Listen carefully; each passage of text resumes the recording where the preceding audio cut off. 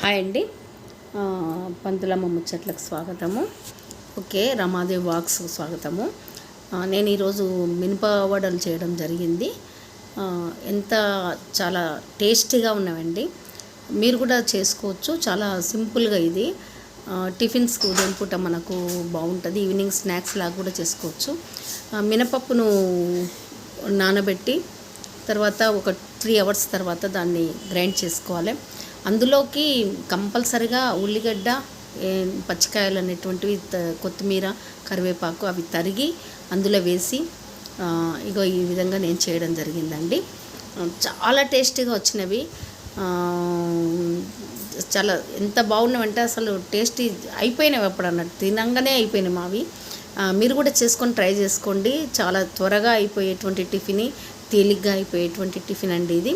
ఇందులోకి సాంబార్ అయినా బాగుంటుంది, పల్లి పచ్చడి అయినా బాగుంటుంది. నేనైతే 2 చేశాను, సాంబారు చేశాను, పల్లి పచ్చడి కూడా చేశాను. మీరు కూడా చేసుకోవచ్చు 2 రకాలుగా. నేను పల్లి పచ్చడి చేయడం అనేది జరిగిందండి. మీరు కూడా ట్రై చేయండి. సాంబార్ కూడా ఉంది చూడండి, మునక్కాయల సాంబారు చూడండి ఎలా అంత బాగా వచ్చినవో. మీరు కూడా ట్రై చేయండి. ఓకేనా? Thank you. సబ్స్క్రైబ్ చేసుకోండి, లైక్ చేయండి, షేర్ చేయండి.